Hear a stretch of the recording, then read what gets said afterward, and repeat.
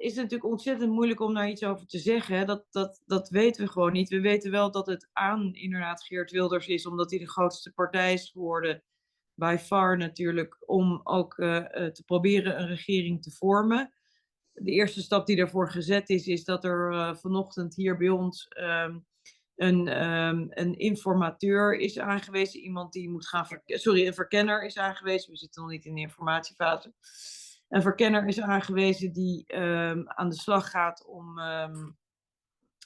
te kijken of welke partijen met elkaar een regering zouden willen vormen.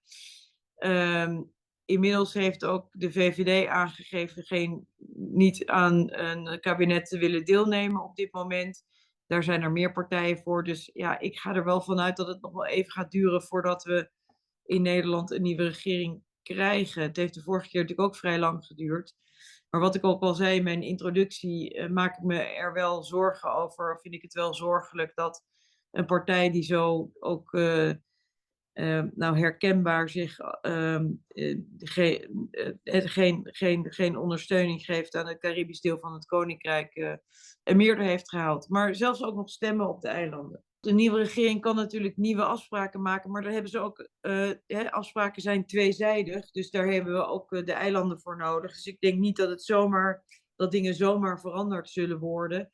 Wat ik zelf natuurlijk wel van belang vind, is dat bijvoorbeeld de afspraken die we met landen hebben gemaakt over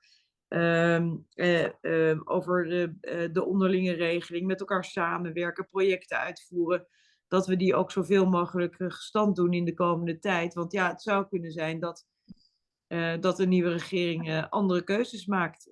Ik hoop het vooral niet. Maar goed, het is dus aan ons, de landen en mij in dit geval, de huidige regering, om nog zoveel mogelijk te realiseren in de komende tijd. Omdat onduidelijk is hoe het daarna eruit komt te zien. Ik heb altijd haast eigenlijk, want ja, daar komt het eigenlijk op neer. Hè? Dus bijvoorbeeld de projecten die we zouden willen honoreren vanuit het Groeifonds. Hè? Of op het gebied van klimaat met de SDE++-regelingen. Ja, ik kan niet wachten tot we daarmee ook aan de slag kunnen gaan. Want dan, dat zijn allemaal projecten gericht op bijvoorbeeld meer duurzame energie, om de economie te stimuleren in de landen. Dus ja, wat mij betreft beginnen we daar zo snel mogelijk aan.